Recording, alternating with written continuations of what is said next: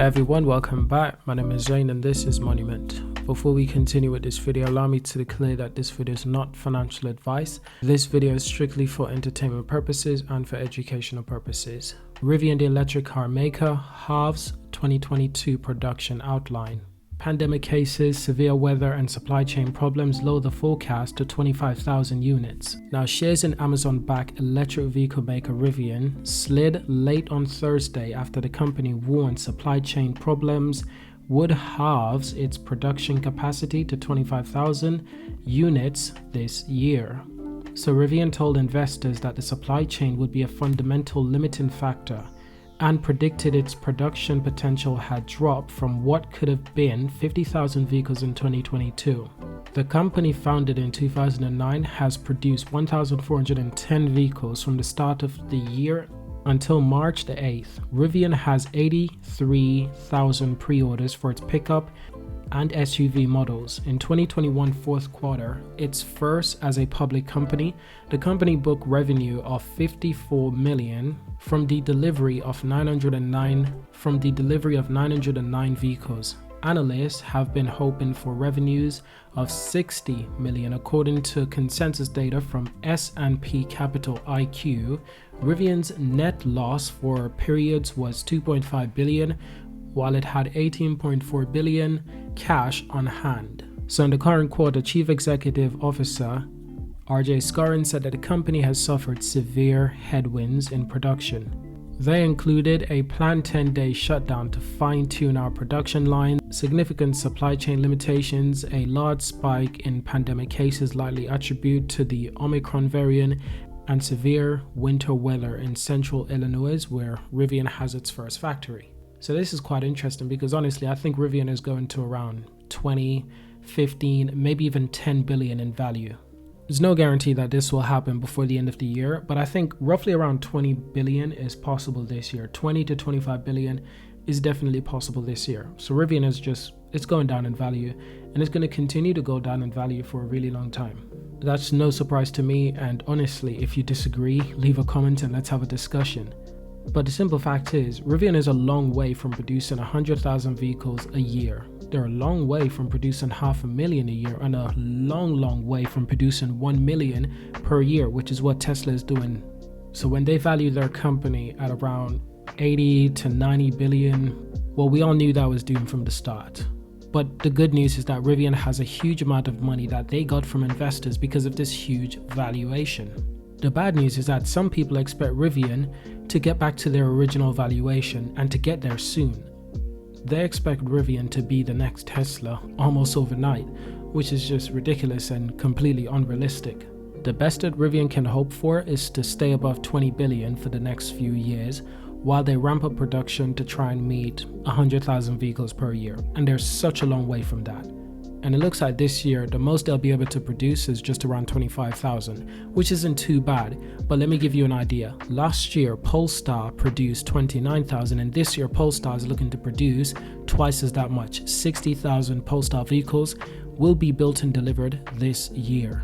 And I'm confident in saying that because Polestar as always reiterate and prove that they do what they say they're going to do, and they do it with confidence.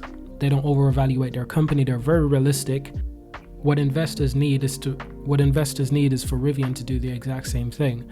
But with Amazon giving them such a big amount of money and huge pre-orders for their delivery vans, and investors just piling money into the IPO, well, I think Rivian got a little bit carried away, and given the fact that other companies who are producing electric vehicles, most of these issues were as predicted but wouldn't be this bad, and I can guarantee you it's going to get a lot worse for Rivian. It's not going to get easy because they do not have a long history of producing vehicles. They're new to this space. They're going to have lots of recalls, which is going to drive the price down even more. Every company has recalls, especially a company who's never built vehicles in their entire existence. Yeah, it's going to be a tough winter for Rivian. But ultimately, the share price going down is not a bad thing. Ultimately, it's a good thing, especially for me, because I want to invest. I see Rivian has a true potential big player in the EV space, but we're such a long way from that. Which is fine by me. I can be patient. But the recent price hikes that Rivian tried to sneak under the nose of everyone, including their customers, well, that was a huge negative setback for Rivian.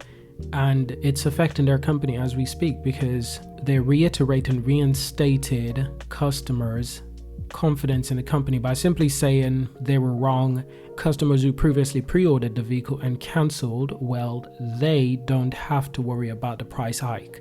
Only new customers will have to pay that price hike. But customers who've already had a pre-existing order and a pre-existing price, they don't have to worry about that, which is what they should have done initially. But once again, they made a mistake. They thought they could get away with this, and they didn't. Just like they thought they could get away with a lot of other things. You've heard about the deal that they've had with Samsung. They thought they could just walk into a negotiation room and get whatever they want, and they didn't. There's a lot of stories around right now about Rivian because, simply put, they think they can get whatever they want. And that's mostly because they have so much billions from investors and the confidence of people, the confidence of investors. But the simple fact is the world doesn't work that way. Rivian is acting like they're Apple, like they can change their price whenever they want and people will just shut up and still buy their products. Rivian is not Apple, not even close. It has the potential, but it's not even close. Rivian is still in its infancy, and if you want to get some more information on the Rivian price hikes on its vehicles, you can check this video out on my channel, the Rivian base price raise, and this will give you some more details that you're looking for. I've also got other Rivian information such as the Rivian battery factory, the Samsung partnership that fell apart, and not to mention billionaire Soros buys $2 billion in Rivian, and this was just a few weeks ago when Rivian valuation was much higher. So essentially investors like Soros Group are losing out on a lot of capital because they invested too early. And now, because they've done this, it makes them look like amateurs when you invest that early into a company that you know will lose value. And even I knew that Rivian is going to lose a lot of value. It's quite obvious. So why would anyone invest this early? When if you wait most of the time, you can get twice as much shares for the same amount of money. It's kind of interesting. And you can see Rivian throughout you can see for yourself, Rivian throughout its IPO up until now, it's just been losing value consistently. And it will continue. I guarantee you that, because it's going to be a long time. Even if they do somehow magically build 25,000 vehicles this year, that's not enough to keep the value of their company at 33 billion. It's not enough, not even close. So I seriously see Rivian going to around 25 billion to 20 billion this year in valuation. And it will continue to fall to around 15 to 10 billion in the future, in the next year, maybe 2, maybe 3. Honestly, realistically, Rivian should not be valued more than, say, a couple of billion.